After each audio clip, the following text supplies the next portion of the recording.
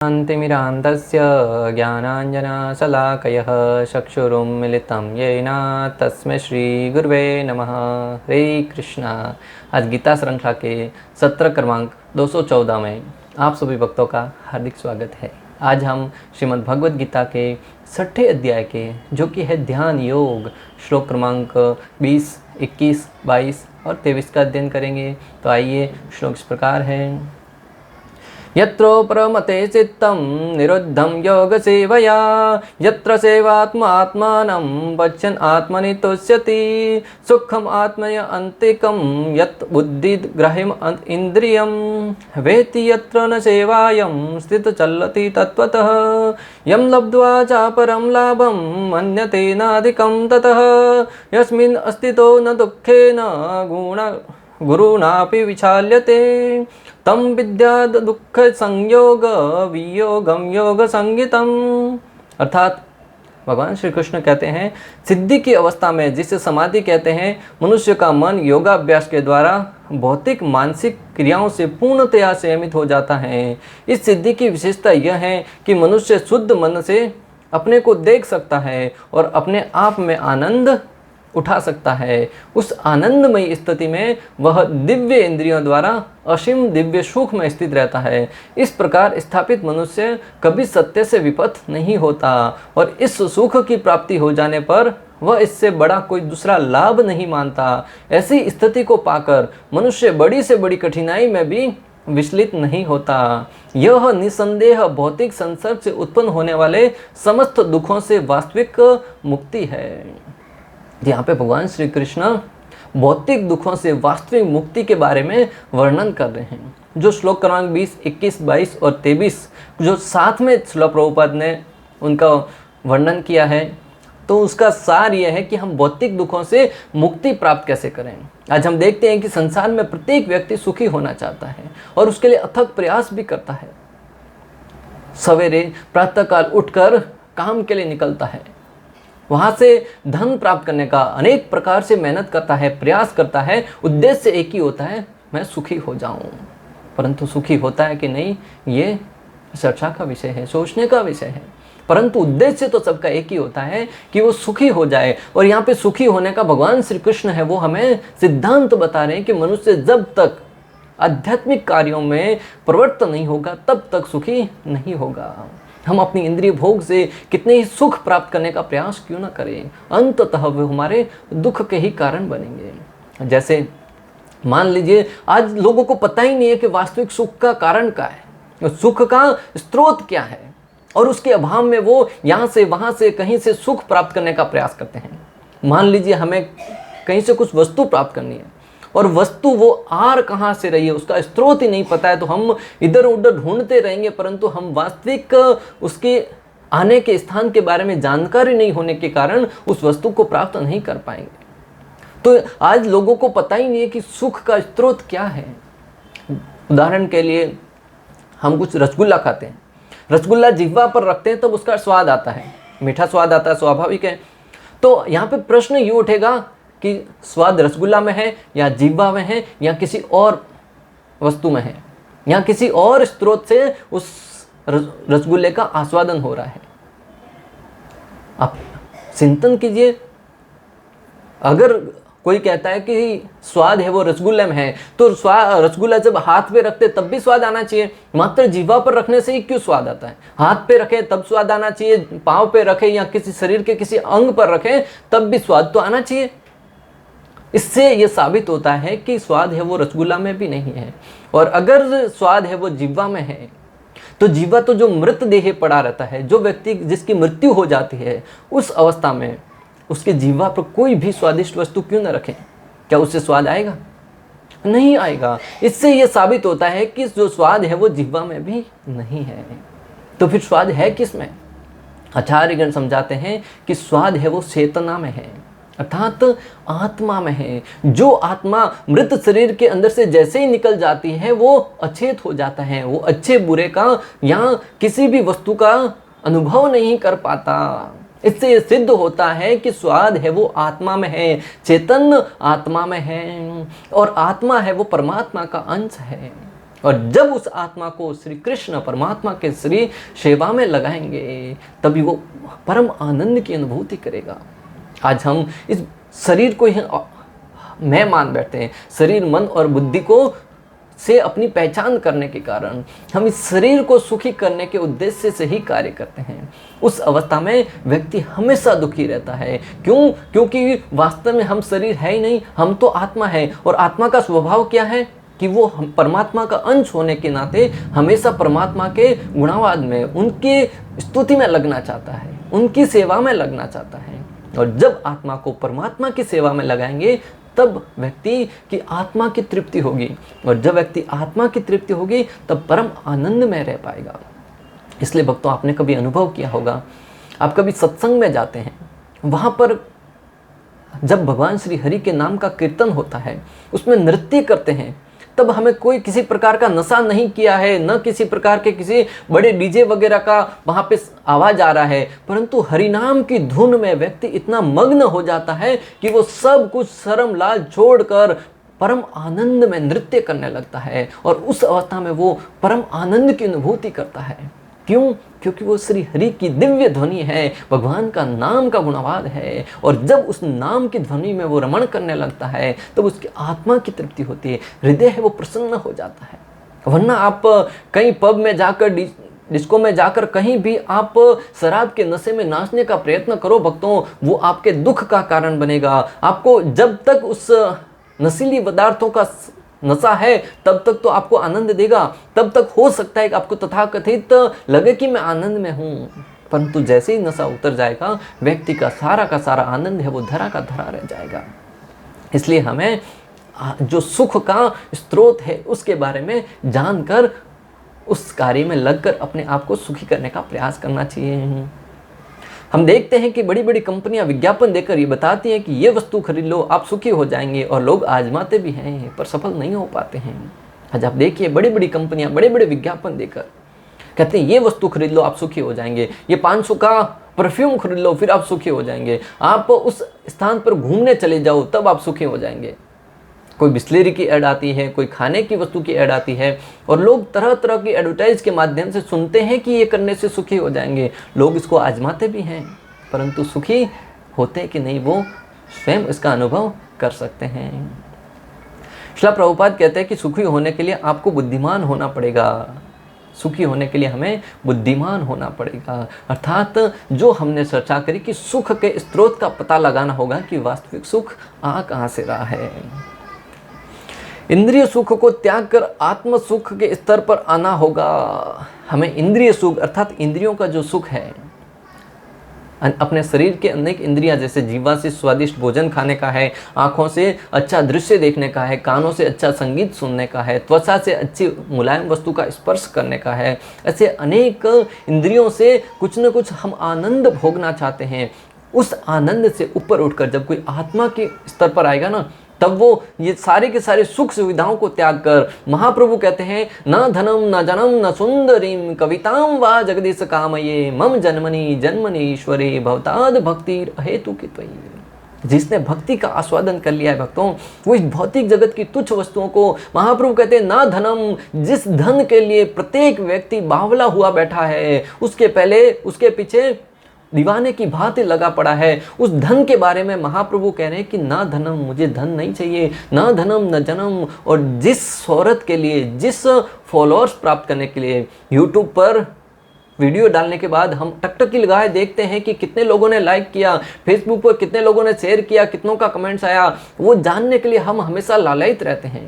अर्थात हमसे हमारे फॉलोअर्स कितने हैं, मिलियन में है, अनेक प्रकार से हम उसको बढ़ाने के लिए हमेशा लालायित रहते हैं। आजकल तो लोग फॉलोअर्स बढ़ाने के लिए तरह तरह की उटपटांग हरकतें करते हैं, जिससे वो सारा का सारा अपना शर्म हया बेच कर आ जाते हैं कि कैसे तो करके लोगों को हमारा फॉलोअर्स बनाए।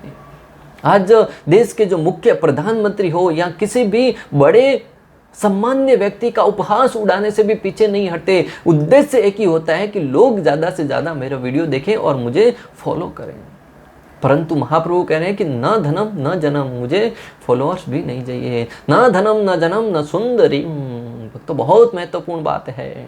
आज स्त्री के पीछे संपूर्ण विश्व है वो दीवाना हुआ बैठा है, परंतु जो भगवत भक्ति में रमण करता है, भगवान श्री कृष्ण के नाम में रमण करता है, वो कहता है कि मुझे स्त्री भी नहीं चाहिए, सुंदर स्त्री की भी कामना नहीं है। ना धनम न जनम न सुंदरीम कविताम वा जगदीश कामये, मुझे ना किसी प्रकार के कवियों द्वारा संबोधित करने की आवश्यकता है, मुझे मेरी स्तुति भी नहीं करनी है, मुझे यश भी नहीं चाहिए, मुझे इस भौतिक जगत में किसी वस्तु की आवश्यकता नहीं है। मुझे चाहिए तो एकमात्र भक्ता भक्तिर अहेतु के त्वयि, है श्री कृष्ण आपकी मैं अहेतु की भक्ति कर पाऊँ, आपके भक्तों का संग कर पाऊँ, आपकी भक्ति में रमण कर पाऊँ, आपके श्री चरणों की सेवा में हमेशा संलग्न रहूं। यह है उन्नत भक्त की व्याख्या। भक्तों, जो भक्ति में सर्वश्रेष्ठ पद पर स्थित है वो हमेशा आत्मा में रमण करेगा।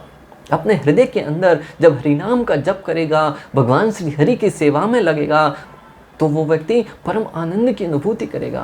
और आप कल्पना कीजिए भक्तों, बड़े बड़े योगी होते हैं, वो उनके पास किसी प्रकार का कोई धन दौलत रुपया पैसा गाड़ी बंगला स्त्री वगैरह कोई नहीं होता, परंतु वो परम प्रसन्न रहते हैं। और इस जगत का व्यक्ति सब कुछ होते हुए भी, इस संपूर्ण विश्व का सबसे धनवान व्यक्ति होते हुए भी हमेशा दुखी रहता है।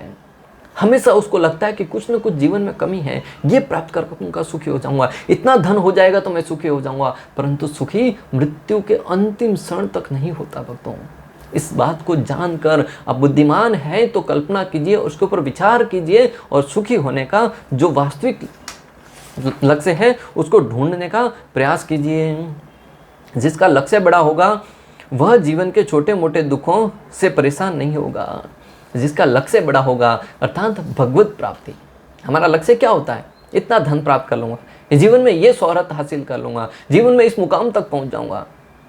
और उस जब छोटे मोटे लक्ष्यों में व्यक्ति खोया रहता है तो हमेशा दुखी रहता है। उस व्यक्ति ने मुझे ऐसा कह दिया, उसने मुझे ऐसा बोल दिया, उसने मुझे ऐसा मेरी ऐसे इंसल्ट कर दिया, उसने मुझे अपनी शादी के समारोह में बुलाया नहीं, उसने मेरी तरफ देखा तक नहीं। और इन छोटी छोटी बातों को लेकर व्यक्ति हमेशा दुखी रहता है। भले वो दुख का कारण है नहीं है, सामने वाले ने किस उद्देश्य से तो तुम्हारी तरफ नहीं देखा, परंतु वो उसको अपने मनगढ़ंत तरीके से कुछ घटना बनाकर अंदर ही अंदर दुखी रहता है। जब व्यक्ति का लक्ष्य बड़ा होगा अर्थात भगवत प्राप्ति, तब वो छोटी मोटी वस्तुओं की तरफ ध्यान नहीं देगा। किसी ने नहीं बुलाया कोई बात नहीं, क्या फर्क पड़ता है, मेरे हरि की तरफ मैं ध्यान दूंगा, श्री कृष्ण को प्राप्त करना है मुझे। इस भौतिक जगत की छोटी मोटी घटनाओं की तरफ ध्यान नहीं देता है। उस अवस्था में वो हमेशा सुखी रहता है। इस जगत में तो प्रत्येक व्यक्ति है वो हमेशा आपके किसी भी कार्य से संतुष्ट नहीं रहेगा, आपके अंदर कुछ न कुछ कमी अवश्य देगा। आप ऐसा करेंगे तब भी लोग प्रश्न उठाएंगे, ऐसा नहीं करेंगे तब भी प्रश्न उठाएंगे। बहुत ही प्रचलित कथा है, एक प्रचलन है। एक बार बाप बेटे एक गधे के ऊपर सवार होकर किसी गांव से होकर गुजर रहे थे। तब लोगों ने देखा, अरे कितने निर्दयी हैं, दोनों बाप बेटे एक गधे के ऊपर बेचारे के ऊपर बैठ के जा रहे हैं। लोगों की बात पर ध्यान दिया, पिता है वो नीचे उतर गया, बेटे को बैठने दिया। थोड़ा आगे गए, लोगों ने देखा, बोले कितना कलयुगी बेटा है, बाप चल रहा है और बेटा गधे के ऊपर बैठा हुआ है। बेटा नीचे उतरा, बाप को बिठा दिया। थोड़ा आगे पहुंचे, लोगों ने कहना फिर चालू कर दिया, अरे कलयुग में कैसा जमाना आ गया है, बेटा चल रहा है और बाप गधे पे बैठा हुआ है। ऐसे करते करते लोग अलग अलग कमेंट्स पास करते गए, इतने में उन्होंने गधे को ही अपने सर पे उठा लिया। तब लोगों ने कहा, कितने मूर्ख हैं, गधे को सर पे उठा के जा रहे हैं। फिर अंत में निष्कर्ष ये निकलता है भक्तों, आप कुछ भी करिएगा, भले गधे को सर पे उठा लीजिए, आप गधे पे बैठ जाइए, गधे से नीचे उतर जाइए, लोग तो कुछ न कुछ आपकी तरफ उंगली उठाएंगे ही। इसलिए इस जगत में अगर आप सफल होना चाहते हैं तो संसार के किसी कार्य की तरफ, किसी लोगों की बातों की तरफ ध्यान मत दीजिए। जो आपको अच्छा लगे, जो शास्त्रों के हिसाब से प्रमाणिक है, जो आपके गुरु का आदेश है, उसके अनुसार कर्म कीजिए। लोगों का काम है कहना, लोग तो कुछ न कुछ निश्चित रूप से कहेंगे। अरे लोग तो भगवान से भी प्रसन्न नहीं रहते, भगवान से भी संतुष्ट नहीं रहते। आप और हम इस भौतिक जगत के साधारण जीव किस किस को सुखी कर पाएंगे? इसलिए अगर आप किसी को प्रसन्न करना चाहते हैं तो परमात्मा को प्रसन्न कीजिए, हमेशा श्री हरि को प्रसन्न करने का उद्देश्य से कार्य कीजिए। इस जगत में किसी व्यक्ति के को सुखी करने के इरादे से जब तक आप कार्य करेंगे तब तक आप दुखी ही रहेंगे। योगा अभ्यास से मनुष्य भौतिक धारणाओं से क्रमशः विरक्त हो जाता है। यह योग का प्रमुख लक्षण है। योगा अभ्यास का उद्देश्य क्या है भक्तों? योगा अभ्यास का उद्देश्य एक ही है कि हम इस भौतिक जगत की अनेक प्रकार की आसक्तियों से धीरे धीरे विरक्त होते जाएं और अंततः हमारी आसक्ति है वो श्री हरि के शरणों की तरफ लगे। इस भौतिक जगत के जो बंधन हैं, आसक्तियां हैं, उनको तोड़ डालें विरक्ति के शस्त्र द्वारा। इसके बाद वह समाधि में स्थित हो जाता है, जिसका अर्थ ये होता है कि दिव्य मन तथा बुद्धि के द्वारा योगी अपने आप को परमात्मा समझने का भ्रम न करके परमात्मा की अनुभूति करता है।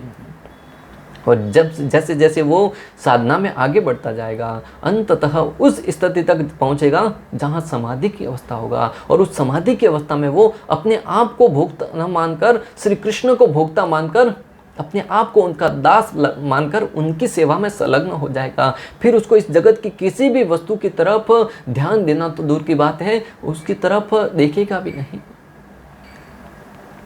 निर्वाण के बाद आध्यात्मिक कार्यकलापों की या भगवत भक्ति की अभिव्यक्ति होती है, जिसे कृष्ण भावनामृत कहते हैं। ये समस्त प्रकार की आसक्तियों को तोड़ने के उपरांत जब व्यक्ति को यह अनुभव होता है कि मैं भगवान का शाश्वत दास हूँ, उस अवस्था में वो कृष्ण भावनामृत की विधि कहलाती है। उस विधि के माध्यम से व्यक्ति श्री हरि के शरणों तक अंतिम अवस्था अर्थात समाधि तक पहुँच पाता है।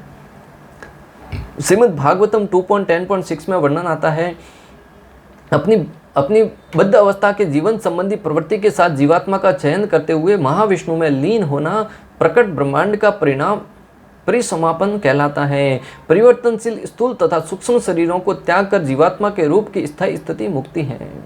जीवन का उद्देश्य क्या होना चाहिए? श्री कृष्ण के, भगवान श्री विष्णु के श्री चरणों की सेवा प्राप्त करना।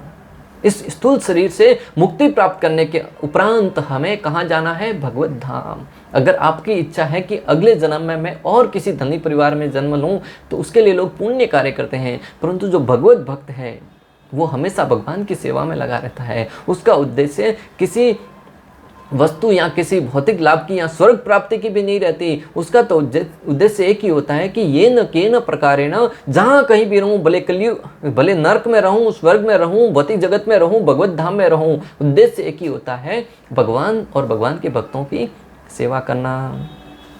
ईश्वर से अपने संबंधों को भूल जाने से जीवात्मा को भौतिक बद्ध शरीर प्राप्त होते हैं। जब हम अपना वास्तविक संबंध है भगवान श्री कृष्ण का अंश होने के नाते हम ये जब रिश्ता भूल जाते हैं, तब व्यक्ति है वो इस बद्ध शरीर को प्राप्त करता है। और विश्व के प्राकट्य होने पर बद्ध जीवों को शास्त्रों की सहायता से, जिन्हें भगवान ने अपने विभिन्न अवतारों के समय कृपावश संकलित किया है, अपनी मूल स्थिति को पुनर्जीवित करने का अवसर प्रदान किया जाता है। और जब जीव भगवान श्री विष्णु अपने स्वांश से पुनः इस जगत को प्रकट करते हैं, और उसमें जब जीव प्रकट होता है तो उसको अपनी वास्तविक स्थिति को जानने के लिए भगवान है वो अनेक प्रकार की लीलाएं करते हैं, अनेक शास्त्रों को प्रदान करते हैं, वेदों को प्रदान करते हैं, अलग अलग अवतार लेकर यहाँ पर लीला करते हैं। जिस लीलाओं का श्रवण करके, उनका स्मरण करके, उनकी कथाओं को सुनते हुए व्यक्ति है वो अपना शुद्धिकरण करते हुए अपनी वास्तविक स्थिति भगवत धाम जाने का रास्ता प्रशस्त कर सकता है। ऐसे दिव्य साहित्य के श्रवण या पठन के से बद्ध अवस्था में होते हुए भी जीव को मुक्त होने में सहायता मिलती है। ऐसे दिव्य शास्त्रों जैसे श्रीमद् भागवतम है, श्रीमद् भगवत गीता है, रामायण, पुराण, वेद, उपनिषद, इन सब दिव्य शास्त्रों को पढ़ते हुए व्यक्ति अपने जीवन को मुक्त होने में सहायता मिलती है कि मैं ये शरीर नहीं हूँ, मैं आत्मा हूँ और मेरा स्वभाव है मैं कृष्ण का दास हूँ, और जब तक मैं उनकी सेवा में नहीं लगूंगा तब तक सुखी नहीं हो पाऊंगा। और जब वो श्री कृष्ण की सेवा में लगता है तब वो वास्तविक स्थिति को पहचान पाता है। समस्त वैदिक साहित्य का उद्देश्य श्री भगवान की भक्ति में सेवा करना है, और जैसे ही इस पद पर कोई स्थित हो जाता है उसे तुरंत ही बद्ध जीवन से छुटकारा मिल जाता है। समस्त वैदिक साहित्य का सार यही है कि वो ये न केन प्रकारेण भगवान श्री कृष्ण की सेवा में लग पाए, और जैसे ही व्यक्ति भगवान की सेवा में लगता है उसका इस जीवन से छुटकारा मिल जाता है, अर्थात जन्म मृत्यु जरा व्याधि से मुक्ति प्राप्त करके वो भगवत धाम को जाता है। जहाँ पर पिछले सत्रों में हम पढ़ चुके हैं कि भगवत धाम है, वहाँ पर न तो किसी सूर्य की आवश्यकता है, न चंद्रमा की आवश्यकता है, न किसी प्रकार की रोशनी की आवश्यकता है, न लोगों को किसी प्रकार का काम करने की आवश्यकता है। वो परम आनंद में धाम है, न वहाँ पे सूर्य के प्रकाश की आवश्यकता है। वहाँ पर भगवान श्री कृष्ण के शरीर की दिव्य कांति से हमेशा है वो प्रकाशमान होता रहता है, और वहाँ पर जीव है वो परम आनंद में अवस्था में रहता है। भौतिक स्थूल तथा सूक्ष्म रूपों का कारण मात्र बद्धजीव की अज्ञानता है, और जो ही वह भगवान की भक्ति में स्थित हो जाता है वह बद्ध अवस्था से मुक्ति पाने का अधिकारी बन जाता है। इस भौतिक तथा स्थूल, जो सूक्ष्म शरीर है तथा स्थूल शरीर है, उसका अस्तित्व में रहने का एक ही कारण है कि हम भोक्ता बनने का प्रयास करें। जैसे ही व्यक्ति को मालूम पड़ेगा, जीव को, कि मैं भोक्ता नहीं हूँ, मैं दास हूँ, मैं भोज्य, मैं भोग करने योग्य हूँ, उस अवस्था में भगवान को परम भोक्ता मानेगा। तब उसकी वास्तविक स्थिति इस स्थूल तथा सूक्ष्म शरीर से मुक्त होकर अपना दिव्य शाश्वत शरीर प्राप्त करके भगवत धाम में निवास करेगा। समस्त आनंद का अजस्त्र स्रोत भगवान है, और भाग्यशाली मनुष्य श्रीमद् भागवतम जैसे दिव्य ग्रंथों के द्वारा इस संदेश को प्राप्त करने में समर्थ है। वह सदा के लिए मुक्त होकर वैकुंठ में अपना उचित स्थान ग्रहण करता है। जब जीव को मालूम पड़ता है कि जो आनंद के स्रोत है वो भगवान श्री कृष्ण है, और जो व्यक्ति श्री कृष्ण के साथ अपना संबंध जोड़ लेगा, श्रीमद् भागवतम है, भगवत गीता है, ऐसे अनेक शास्त्रों का पठन करते हुए उनके माध्यम से अपने हृदय का शुद्धिकरण, चेतो दर्पण मार्जनम, अपने हृदय का शुद्धिकरण करते हुए हरिनाम के द्वारा अपनी वास्तविक स्थिति को पहचान लेगा, और जब वैकुंठ में अपना उचित स्थान ग्रहण करेगा तब वो वैकुंठ अर्थात किसी प्रकार का वहाँ पे कुंठ, किसी प्रकार का दुख नहीं है। इस अध्याय में वर्णित योग पद्धति के अनुसार समाधियाँ दो प्रकार की होती हैं। इस अध्याय में जो योग पद्धति का वर्णन आया है उसके अनुसार दो प्रकार की योग पद्धति है। एक है संप्रज्ञात समाधि और दूसरा है असंप्रज्ञात समाधि। दो प्रकार की समाधियां हैं। पहली है संप्रज्ञात समाधि। जब मनुष्य विभिन्न दार्शनिक शोधों के द्वारा दिव्य स्थिति को प्राप्त होता है, जब व्यक्ति संप्रज्ञात समाधि के अंदर व्यक्ति क्या करता है, अनेक प्रकार के शोध करता है, क्या करना है क्या नहीं करना है, शास्त्रों में किसका वर्णन है, ऐसे अनेक पठन करता है शास्त्रों का, और जो निष्कर्ष तक पहुंचता है ये विधि है संप्रज्ञात समाधि। और दूसरी है असंप्रज्ञात समाधि। इसमें व्यक्ति संसारी आनंद से कोई संबंध नहीं रखता, क्योंकि इसमें मनुष्य इंद्रियों से प्राप्त होने वाले सभी प्रकार के दुखों से परे हो जाता है। जो असंप्रज्ञात समाधि है उसमें व्यक्ति इस संसार के किसी भी कार्य से संबंध नहीं रखता है, सुख दुख से संबंध नहीं रखता है, पूर्ण रूप से समाधि में रहता है। वो मात्र और मात्र भगवान के चिंतन में ही लगा रहता है। वो व्यक्ति असंप्रज्ञात समाधि में स्थित रहता है। एक बार इस दिव्य स्थिति को प्राप्त कर लेने पर योगी कभी उससे डिगता नहीं है। और जो व्यक्ति असंप्रज्ञात समाधि अर्थात इस जगत के समस्त रिश्तों संबंधों को तोड़कर भगवत भक्ति में लग जाता है, वह व्यक्ति इस समाधि से कितने ही उसके प्रति सामने लोभ लालच क्यों न दिया जाए, स्त्री भोग का लालच क्यों न दिया जाए, वो वहाँ से डिगता नहीं है। जब तक इस समाधि तक नहीं पहुँचेगा तब तक अनेक प्रकार के प्रलोभन है वो योगी को उसके रास्ते से हिला सकते हैं, डिगा सकते हैं। जब तक योगी इस स्थिति को प्राप्त नहीं कर लेता तब तक वह असफल रहता है, असफल होने की संभावना बनी रहती है। शौबरी ऋषि का दृष्टांत आता है। भक्तों 10,000 वर्ष तक तपस्या करने के उपरांत भी वो मछली के मैथुन को देखकर भ्रमित हो गई और बाहर आकर राजा मानधाता की 50 कन्याओं के साथ एक साथ शादी करी। विश्वामित्र मुनि कई वर्षों तक तपस्या करने के उपरांत भी अप्सरा के नृत्य से भ्रमित हो गए और उसके साथ कई वर्षों तक, हजारों वर्षों तक उसके साथ भोग किया। आजकल के तथाकथित योगाभ्यास में विभिन्न इंद्रिय सुख सम्मिलित हैं जो योग के सर्वथा विपरीत हैं। आज हम देखते हैं कि जो अनेक प्रकार के योग के नाम पर अनेक प्रकार की संस्थाएं चल रही हैं, उसमें मात्र और मात्र इंद्रिय भोग ही छिपा रहता है। शरीर को स्वस्थ बनाए रखे ताकि इंद्रिय भोग कर सके। अनेक प्रकार की यौगिक मुद्राएं की जाती हैं वहाँ पर। उन संस्थाओं का जो उद्देश्य होता है कि हम इंद्रिय सुख प्राप्त करें, वो योग के सर्वथा विपरीत है। योग का अर्थ है भगवान के साथ अपना संबंध जोड़ना, और वो संबंध जोड़ने के लिए हमें इंद्रिय भोग की वस्तुओं से दूर जाना होगा। इस युग में योग की सर्वोत्तम पद्धति कृष्ण भावनामृत है, जो निराशा उत्पन्न करने वाली नहीं है। इस कलयुग के दंभ भरे युग में जो योग की एक व्यवहारिक विधि है वो है कृष्ण भावनामृत विधि, अर्थात भक्ति के द्वारा ही आप कलयुग में योग को साध सकते हैं, जिसमें किसी प्रकार की निराशा उत्पन्न नहीं होती।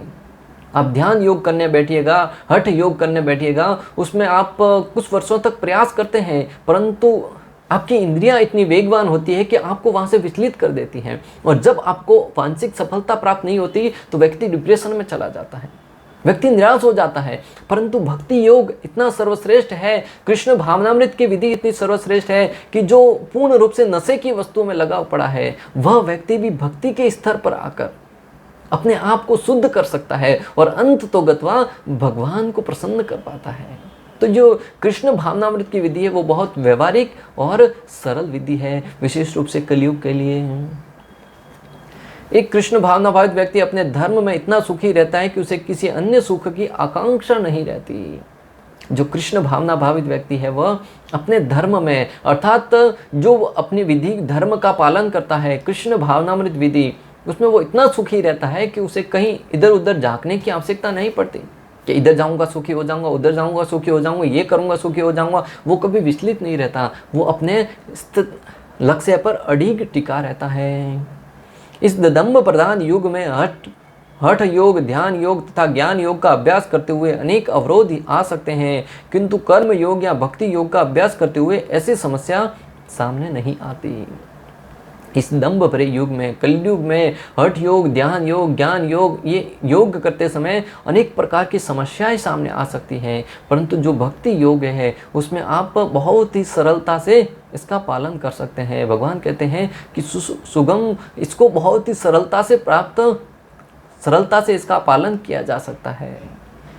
जब तक ये शरीर रहता है तब तक शरीर की आवश्यकताओं, आहार, निद्रा, भय तथा मैथुन को पूरा करना होता है, किंतु जो व्यक्ति शुद्ध भक्ति योग में अथवा कृष्ण भावनामृत में स्थित होता है वह शरीर की आवश्यकताओं की पूर्ति करते समय इंद्रियों को उत्तेजित नहीं करता।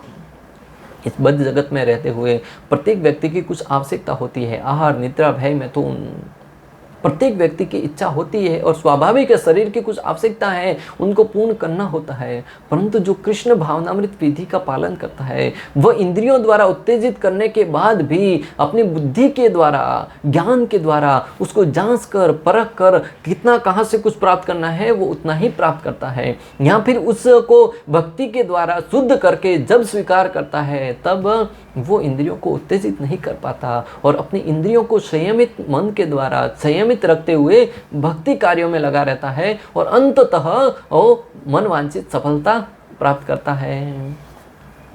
वह दुर्घटनाओं, रोगों, अभावों और यहाँ तक कि अपनी प्रियजनों की मृत्यु जैसे आपातकालीन घटनाओं के प्रति भी निरपेक्ष रहता है। उस अवस्था में वो अनेक प्रकार की दुर्घटनाएं आती हैं, कोरोना जैसा संकट आता है, अनेक प्रकार के परिजनों की मृत्यु हो जाती है, उस अवस्था में भी वो विचलित नहीं होता, पूर्ण रूप से अडिग रहकर भक्ति कार्यों में लगा रहता है। हाँ, परंतु भक्ति का जो स्टैंडर्ड है, भक्ति के जो नियम है उसका पालन करने में लेस मात्र भी कॉम्प्रोमाइज नहीं करता है।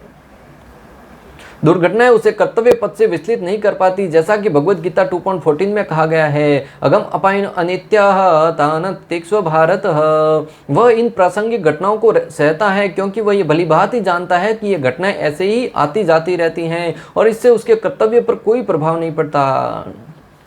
जब व्यक्ति को भक्ति की अवस्था में डिग रहता है तो उस समय सब पता होता है कि ये जगत में दुख सुख आते जाते रहेंगे, अनेक अवस्थाएं आती जाती रहेगी, हम भी आए हैं, हमारी भी मृत्यु होगी, पूर्वज भी चले गए। जिसको ये पूर्ण रूप से ज्ञान होगा वो किसी दुर्घटना से भ्रमित नहीं होगा, विचलित नहीं होगा, हताश नहीं होगा, टूट नहीं जाएगा। वो अपनी बुद्धि की कसौटी पर कसकर उससे कुछ शिक्षा लेकर आगे बढ़ता रहेगा और अंत तो गत्वा अपनी वास्तविक जो लक्ष्य है उसको प्राप्त कर पाएगा। इस प्रकार वह योगाभ्यास में परम सिद्धि प्राप्त करता है और इस प्रकार जब वो कृष्ण भावना विधि के द्वारा ऐसी योग पद्धति का पालन करते हुए जीवन में कार्य करता है तो अंत तो गत्वा परम सिद्धि को प्राप्त करता है। इस प्रकार श्लोक क्रमांक 20, 21, 22 और 23 का भक्ति वेदांत तात्पर्य पूर्ण हुआ।